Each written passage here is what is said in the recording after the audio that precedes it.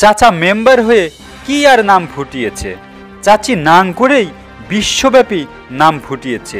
রাজবাড়ির নিবৃত্ত এলাকায় এমন এক চাচির সন্ধান আমরা পেয়েছি যে চাচি নাং করে খ্যাতি ও অর্থ উভয় অর্জন করেছে। শুধু নাং করেই নিজের সংসারে সচ্ছলতা ফিরিয়ে এনেছে, নাং করে নিজে স্বাবলম্বী হয়েছে এবং তার দেখানো পথে হেঁটে অনেকেই ধরেছে পরিবারের হাল। তাকে দেখে অনুপ্রেরিত হয়ে অনেকেই ঝুঁকছে নাং করা এই মহাপেশায়। এ ব্যাপারে বিস্তারিত জানতে সরাসরি চলে যাচ্ছি ভক্কর চক্করের কাছে। ভক্কর চক্কর, আপনি কি আমাকে শুনতে পাচ্ছেন? হ্যাঁ হ্যাঁ হ্যাঁ হ্যাঁ আমি শুনতে পাচ্ছি। হ্যাঁ, নাং করা চাচি সম্পর্কে আপনার কাছে কি তথ্য রয়েছে তা যদি আমাদের জানাতেন। তো সুপ্রিয় দর্শক ও দর্শক, আমরা এই মুহূর্তে অবস্থান করছি সেই বিশ্ববিখ্যাত নাং করা চাচির বাসভবনে, যিনি ইতোমধ্যেই নাং করে এলাকায় ব্যাপক সাড়া ফেলেছেন।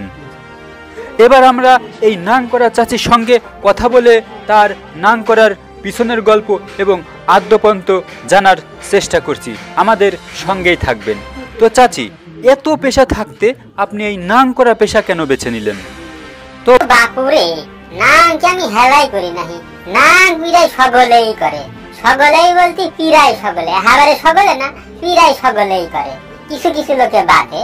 তো বাপুরে, বিষয়টা হইল কি, ওই নাং সকলেই করে। ওই হয়েছে কেরুডে একটু জানাজানি হয়, কেরুডে একটু কম জানাজানি হয়, কেরুডে এহাবারেই গোপন থাকে, কেরুডে জানাই হয় না, কেরুডে এহাবারে ভাইরাল হয়ে যায়। এই হইল বিষয়। আর আমি এই যে নাং করি, এটা হচ্ছে প্রফেশনাল, মানে সকলের জানাটা নাই। প্রথম আমি হইলো প্রকাশ্যে নাং করার বিষয়টা আমি চালু করি এই দেশে। তো আমার হাত ধরেই এর হচ্ছে সূত্রপাত ঘটে, আমি প্রকাশ্যে নাং করি, এই তো। তাছাড়া নাং সকলেই করে।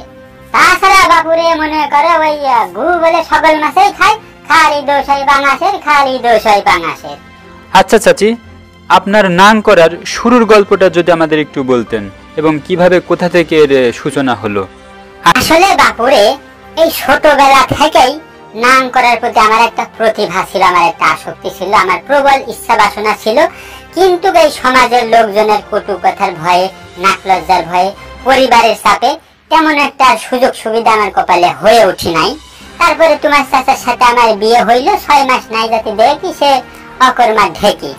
তারপরে ধরো এই সংসারে অভাব অনটন লাগেই থাকে। ওই কিস্তি তুলে একটা ভ্যান কিনিল, সে ভ্যান চুরি করে নিয়ে গেল। তারপরে কিস্তি দিবার পারিনি, কিস্তি এসে কত কথা কয়, এই জ্বালা সহ্য করা পারিনি, সেই ইস্তেফায় মরে যায়, কত কথা মনে চাই, কোনো উপায় অন্তর না পেয়ে তো তোমার চাচা গেল ঢাকা রিক্সা চালাবার, বুঝছো? তো সেই সপ্তাহের পর সপ্তাহ চলে যায়, কিস্তির টাকাও পাঠায় না, আমি এদিক খাবার পারি না। হ্যাঁ, এই নানান সমস্যা। তারপরে আমি কি করি, পরে ওই যে আমার পাশের বাড়ি যে পুটির বাপ আছে না, পুটির বাপ, ওই আমার হচ্ছে এই পথটা দেখিয়ে দিছে। ওই আমার সাথে লসের গল্প গুজব করে আসতে যাতে চোখ টিপ মেরে টেরে আমার ভালো কয়াটা, বুঝছো, আমার ইনি করে মনে করে আমার কাছে আসা শুরু করলো। আবার মাঝে মাঝে 250 টাকা করে দেওয়াও দিল। আমি দেখলাম তো এটা তো ভালোই, এদিকে আমিও মানসিক তৃপ্তি পাচ্ছি, আবার কিছু উপার্জন হচ্ছে, তো বেশ ভালোই। তো এইরকম করতে মনে করো আমার লোভ লেগে গেল, যখন আমি আর এই 2-1 ওই বাড়ির একজন আমার মেলা কাস্টমার আমার হয়ে গেল, যে 500 কাস্টমার হয়ে গেল, একজন 100 টাকা 150 টাকা করে দিল, মেলা দিতে হওয়া যাবে লাগলো। সেটা আমার আরো মানে আমি আরো বেশি উদ্বুদ্ধ হই, হ্যাঁ, আমি আরো অগ্রসর হই। তো এইভাবেই শুরু হইলো আর কি, বুঝছো? সুপ্রিয় দর্শক, নাং করা সম্বলিত কিছু বিশেষ তথ্য আমরা এখন জানতে চলেছি। আমাদের সমাজে দিন দিন নাং করার প্রবণতা কেনই বা বৃদ্ধি পাচ্ছে এবং এই পেশা এবং এই নেশার সাথে কারা জড়িত হচ্ছে তা আমরা এই নাং করা চাচির থেকেই জানবো। আচ্ছা চাচি, আপনি তো একজন পেশাদার নাং করুনি চাচি, তো আপনি কি বলতে পারবেন যে এই নাং করা পেশার সাথে এবং নেশার সাথে দিন দিন কারা বেশি ধাপিত হচ্ছে, কারা জড়িত হচ্ছে এবং এই নাং করার পরিমাণটা দিন দিন আমাদের দেশে কেনই বা বৃদ্ধি পাচ্ছে, এই ব্যাপারে আপনার কি মনে হয়? হ্যাঁ, খুব একটা ভালো ইম্পর্টেন্ট প্রশ্ন। এই বিষয়টা সকলেরই জানা দরকার যে আসলে এই দিন দিন নাং করার হার বাড়িয়ে চলেছে কি কামে এবং এই বেশিরভাগ কোন শ্রেণীর মানুষ এই নাং করার সাথে জড়িত হচ্ছে, কেনই বা নাং করতেছে। তাই আমার কাছে শোনেন, আমি একজন নারী এবং পেশাদার নাং করা জীবী, আমি খুব ভালো এই বিষয়টা জানি, আমার কাছে শোনেন। তাহলে এই বেশিরভাগ নাং করে তাদের মধ্যে এক শ্রেণীর লোক হচ্ছে, মানে যে শ্রেণীর লোক বেশিরভাগই নাম করে তা হচ্ছে প্রবাসীদের স্ত্রী। প্রবাসীদের স্ত্রী বলছেন, এই প্রবাসীদের স্ত্রীরা নাম করে। এর মধ্যে মনে করেন হাজারে হাজারে একজন দুইজন ভালো থাকতেও পারে, নাও পারে। তাছাড়া অধিকাংশ প্রবাসীদের স্ত্রী কিন্তু কোনো না কোনো ভাবে, যেভাবেই হোক, যার সাথেই হোক, যেমনই হোক, নাম কিন্তু করে। এই বিষয়টা সকলেটাই জানাজানি হয় না, কেরুটা একটু কম জানাজানি হয়, কেরুটা একটু বেশি জানাজানি হয়, কেরুটা ভাইরালে হয়, আর কেরুটা একেবারেই গোপন থাকে। এই হলো ব্যাপার, বুঝছেন। তাছাড়া প্রবাসীদের স্ত্রী কিন্তু তারা কিন্তু আসলে সৎ চরিত্রবান থাকাটা খুবই মুশকিল, হাজারে দু একজন থাকতেও পারে, নাও পারে। এই গ্যারান্টি কিন্তু দেওয়া যাবে না যে প্রবাসীর স্ত্রী ভালো। ওই যে বললাম, কেউটা জানে, কেউটা কম জানে, এই হলো ব্যাপার, এই বুঝছেন। তো এর মধ্যে আর এক শ্রেণীর মানুষ হচ্ছে যাদের স্বামী বা ভাতার থাকা সত্ত্বেও কি কামে নাম করে।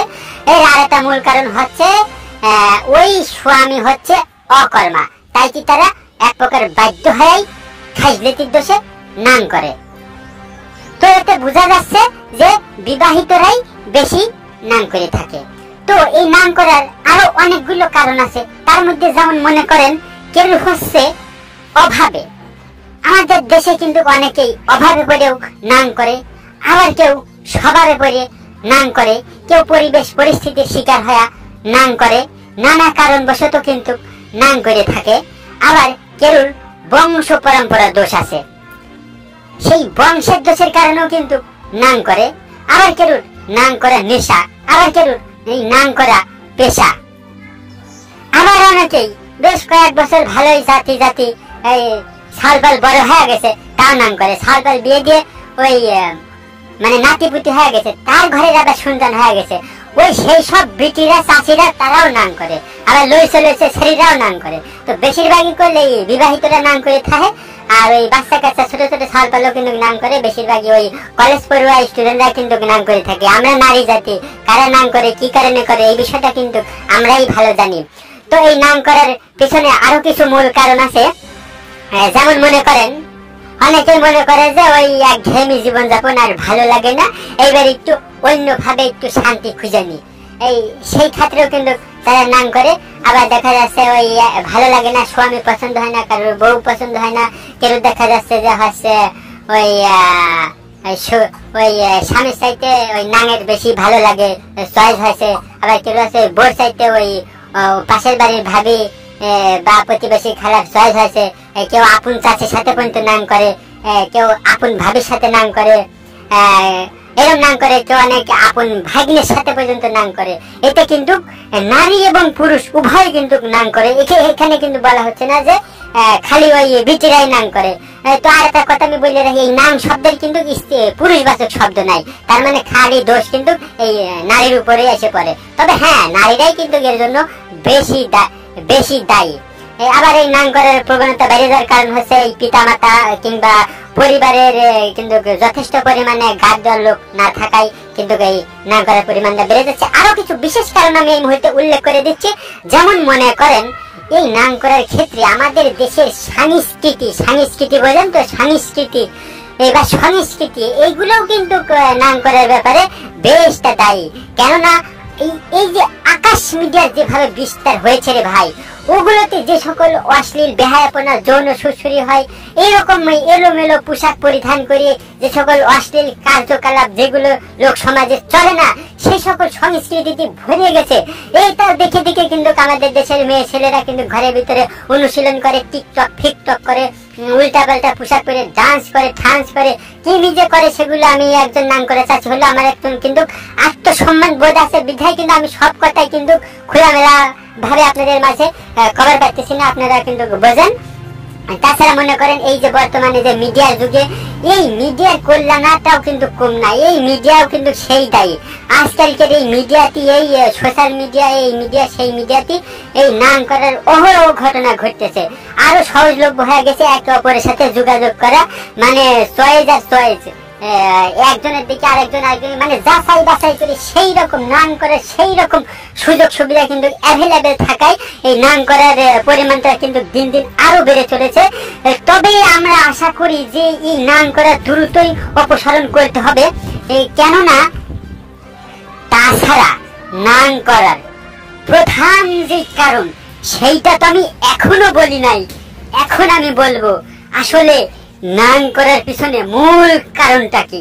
সকলেই শুনবেন, মনোযোগ দিয়ে শুনবেন। এই নাম করার আসল কারণটাই কিন্তু এখন আমি বলতে চলেছি।